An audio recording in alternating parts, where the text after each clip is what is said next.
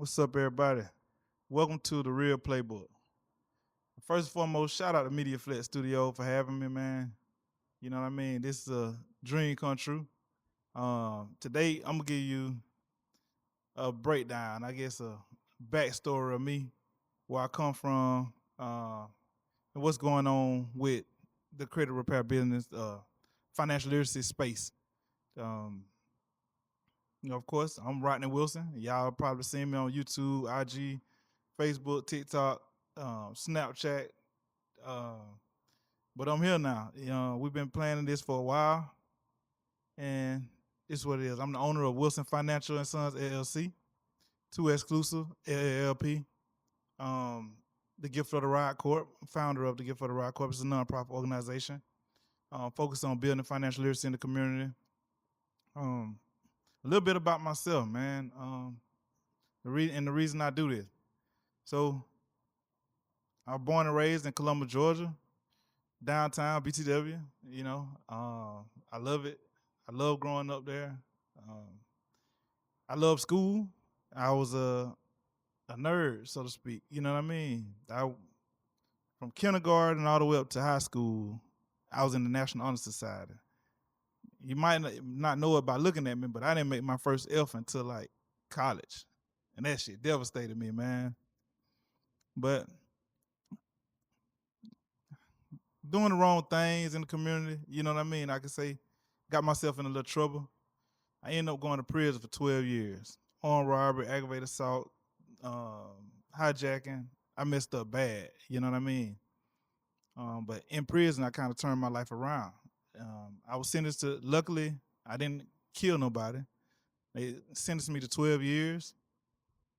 I served those 12 years, and man, do you know how long a decade is? You know what I'm saying? Like, you got to think 365 days a year for 12 years. That's crazy. But not one day did I not think about coming home, you know? One thing my mom told me, she was my backbone, man. I think the only thing that got me out of it was God and her prayers. But she told me, don't get comfortable in there. You know, this is not your home. You're coming home. Those words stuck with me my whole bed. You feel me? So I started reading the books because I knew I wasn't gonna get no good job when I came home from prison. I'm a black man in America, you know. Plus, I got felony strikes on me now, so I knew from the jump, hey, McDonald's ain't gonna cut it. No, not the McDonald's. Shout out McDonald's, you know, and those people that work. I'm not against jobs. I feel like jobs are stepping stones. But I started reading, and I probably read over like 500 books from the time I was in prison, man.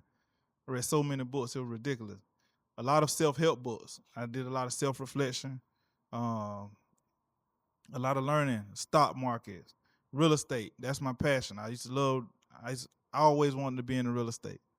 Um, so again, real estate being my passion, God put me in a situation to where when I came home, I knew I wanted to be in real estate. Um, but I came home, I had to get 3 jobs. I was working DoorDash, Papa John's, and Grease Monkey. But I worked in 3 jobs, and that still couldn't um, take care of my family. You know what I'm saying? I still was struggling with bills and stuff like that. So during my 3 jobs, I started my I got a call from my business partner. Let you guys meet him sooner or later. But my business partner, he invited me to join this credit repair company. I don't want to say the name of that company because I didn't have the best experience. I did pretty good in sales, of course, but when I came home, a lot of my people supported me bad. So, like I said, I'm from downtown. I love my hood, my city, and a lot of people from my neighborhood supported me. So, when we first started credit repair, um, I had an influx of clients that came in from my hood that believed in me because I'm an honest person. I love to share. I love to help. I love to educate. I keep it real with people. You know, I try to keep a good face card. But when they signed up, the company, we was getting paid commission. So the company actually wasn't fixing their credit. They were just sending letters off.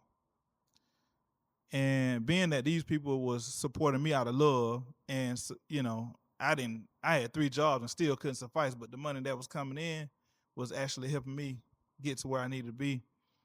I felt that love, so I couldn't let my people down. So I decided to quit that company and start my own company because that company wasn't doing right by the people.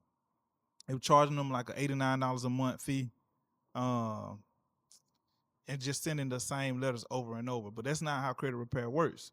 You get what I'm saying? So I started my own company, which is called Wilson Financial and Sons LLC, and we hold ourselves at a high standard. You know what I'm saying? I want to make sure we deliver that quality customer service. So what we do at Wilson Financial and Sons LLC is we dispute any inaccurate, obsolete, or unverifiable item off your credit profile.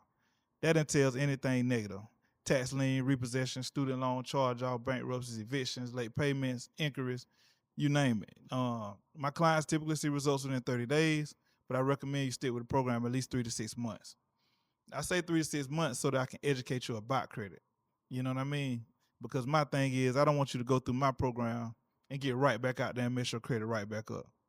So I educate you. You know, I want you guys to learn. You know what I mean? So when you go through my program, you won't need to hire anybody like me again. You feel what I'm saying? You understand it. And when I teach you, it's like a quantum effect. So I teach you teach your brother, sister, aunt, uncle, cousin, mother, father. You know what I mean? So I'm not only helping you, but I'm helping your family, as far as educating you about credit, because we're not taught that in our community. Other communities, more so, they're pretty savvy when it comes to financial literacy and things like that, is what I've noticed. And other communities also stick together. You know what I mean? I think in our community, what I've seen was like we grew up together and we down, but we're independent. You know what I mean? Everybody trying to get it on their own compared to collaborate. That's one of the things in the community that I would love to change. You know what I mean? For all of us to work together and collab, not compete. You know what I mean? So, like I say, but that's just a little bit about my backstory, my business, man. I did 12 years in prison. I came out and I changed my life around. It all started with credit repair. You know what I'm saying? Once I learned how to do credit, like I say, my passion was real estate. I got on with this credit repair company, didn't like it, started my own company. But from my own company, I kept learning more and more and more about credit. It became one of my newer passions, just financial literacy in general. Because by learning how to increase my credit scores, I learned that in Georgia, a lot of people don't know, all you need is a 640 credit score, 2-year work history, and $1,000 in the bank. You automatically qualify for the first time home buyer program. And that's what I did. I came home, I told my family, 2018, that man, in 2 years, I'm gonna buy me a house. Within the first 6 months, my credit score went from a 500 to a 700 by being disciplined. You know what I mean? Using discipline strategy that I've learned over time. My mom also, Lord bless her dead, she also told me about self-educating. Self-educating is the best education, that's what she used to tell me. You know what I'm saying? So that stuck with me also. So I learn things that I'm interested in. I read books about things that I'm interested in. And it's not all about money, but it's about helping people. Because if you help people, the money will come, right? So the more I learn about credit, I ended up working those 3 jobs. I got my 2 years tax return. My credit score was A1, and I had saved at least $1,000. I ended up applying for the Georgia Dream program, got approved. My first house was 2,400 square foot home, and I got it at a 3.75 interest rate. Anything below a 4% interest rate is great for buying houses.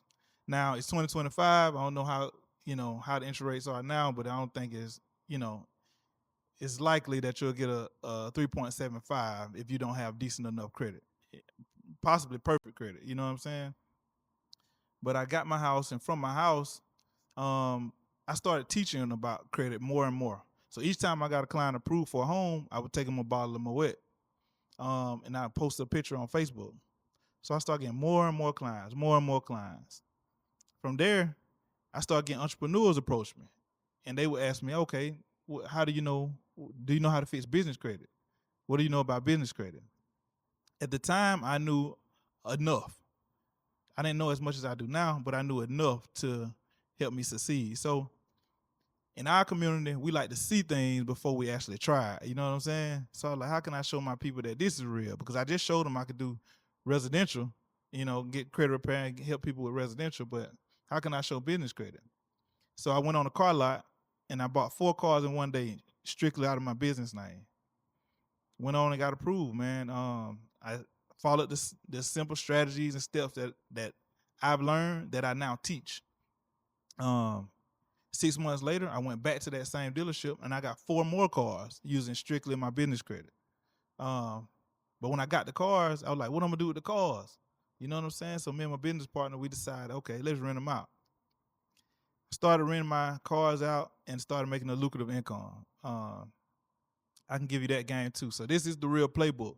So you stay tuned, and eventually I'm gonna break all this stuff down in detail. This is episode 1, so I'm just telling you my backstory. But we've created a successful rental car business. I got up to 20 cars. And mind you, 20 cars at the rate that I'm selling is 500,000 a year. I probably shouldn't say that on camera, but we had got up to like 20 cars. Inventory went bad.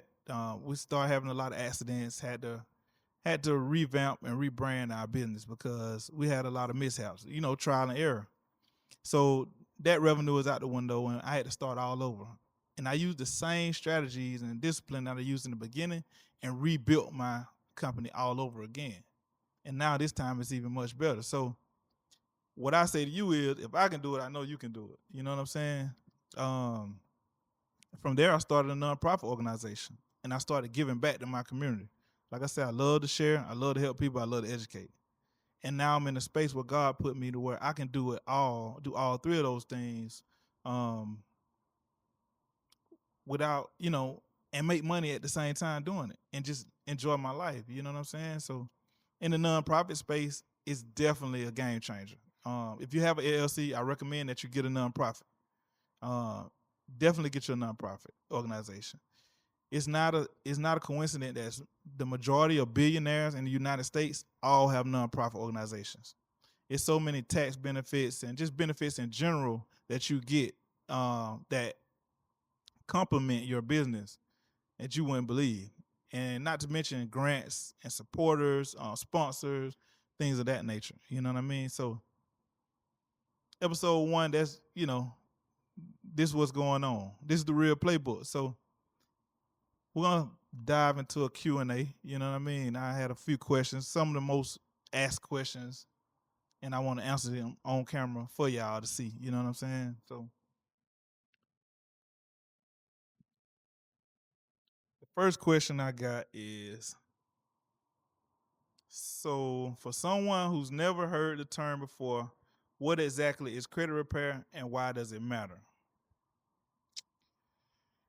Credit repair is basically a resume of you. You know what I mean? Or this is how banks get to know you. It's a track record. For instance, if I don't know you from a can of paint, but I know your best friend, right? And I don't ask your best friend, but I come ask you, and you don't know me, you just met me. Hey, let me borrow $10, right? You gonna go ask your friend, hey, your new friend just asked me, can I borrow $10? Now, this is gonna determine whether or not you give me the money, because your friend is gonna either tell you, well, nah, I gave him $10 last week, and he still ain't paid me my money back. Or, oh yeah, he borrowed $10 and paid me the same day. So between those decisions, between whatever they tell you, that's what you're gonna decide. That's how banks operate. So when banks look at your credit report, it gives you a breakdown of who you've paid back and who you haven't. So it tells a story about the type of person you are, about your integrity, your discipline habit, your budgeting habits. You see what I'm saying? So just to break down in layman's terms, I guess in a nutshell, that's pretty much what it is. Just a backstory show, that makes you not a stranger, because other than outside of that, they don't have a way of knowing who you are, or whether you're capable of paying them back the money that you're funded. Um, Question 2: when people come to you for help, what's the biggest misconception they usually have about fixing their credit? Uh, I think the biggest misconception is that it's a one-way street. You know what I mean? Credit repair takes me. I tell people, my clients, all the time, it's like a workout. We burn fat and we build muscle. We burn fat by me getting the negative item removed, and we build muscle by you implementing strategies I teach you. Because I can't walk in the bank and get stuff removed from your credit profile. I mean, go in the bank and apply for things in your name. I can only get things removed. You know what I mean? I can help you or show you how to get things removed off your credit profile. So if you're not disciplined or you're not implementing strategy, just getting item removed won't help. You know what I mean? Because you want to have all your ducks in a row. And let me break it down to you. So what I mean by that is, in credit, there are 5 key aspects that determine your credit profile. And a lot of y'all might know this. And this is the point where I want y'all to start taking notes at. Payment history. Payment history accounts for 35% of your score. Payment history is categorized what we call installment credit. Auto loan, student loan, medical bills, anything that reports to the credit bureau monthly falls in this category. So with that being said, being that it account for 35% of your score, one late payment can knock your score back almost 100 points. So in the process of you building your credit, you don't want to have any late payments, anything that reports to the bureaus. You see what I'm saying? So, and what I mean by late payments, you're not late if you're 10 days late, 20 days late. You're late when you're 30 days late. So that gives you a whole month to pay back your profile, to pay your credit off. Keep your payment history at 100%. On that 29th day, you need to be making a payment, because once it hits that 30 day, it's gonna hurt your score. It's gonna hurt it. The next key aspect of terms of credit profile is utilization, which accounts for 30% of your score. Utilization characterizes what we call debt to income, your DTI. Your DTI is, your debt to income ratio or whatnot. Coincidentally, you want to keep any and all credit card below a 30% utilization. So what that means is, if you got $1,000 card, you want to keep your limit. Your limit on that card is actually $300. You got a $300 card, your limit on that card is actually $100. I say that because anything over 30% negatively affects your score. But here's the kicker. That 35% payment history combined with that 30% utilization is 65% of what we call revolving credit. Revolving credit is just a fancy word for credit cards. Okay? So that means credit cards account for 65% of your score. So for those of you that don't have credit cards, because if you're like me or born in the 80s, a lot of us was told, don't get no credit card, you're going to mess up your credit. Yeah, our folks was halfway right. You know what I mean? Because they didn't know the other side of it. You will mess it up if you're not disciplined. But if you have a credit card, it actually helps your utilization. It stretches your utilization. So it builds credit. But this is how I want you guys to start spending your credit cards. I'm going to give you some game. Now, write this down to, so call your credit card holder, ask them when is your review date. Your review date is typically 3 to 4 days after your payment date. Once you find out your review date, mark on that calendar 13 days before that review date. So for instance, if your payment date is on the 10th, your review date is on the 13th. I want you to count 13 days before the 13th, which would be like the first of the month. On the first of the month, only make the minimum payment. All right? Now, when the payment date rolls around, what I want you to do is, I want you to pay on that card again, but this time pay it down to close to 7% as possible. All right? As close to or below 7%. The reason being is because the credit bureaus work off algorithms. And what this does is it tricks the system to believe you're making 2 full payments in 1 month. So you'll see your score jump up twice a month. So it take most people a year to build, only take you 6 months to build. The next key aspect of your credit profile is number of accounts, which account for 15% of your score.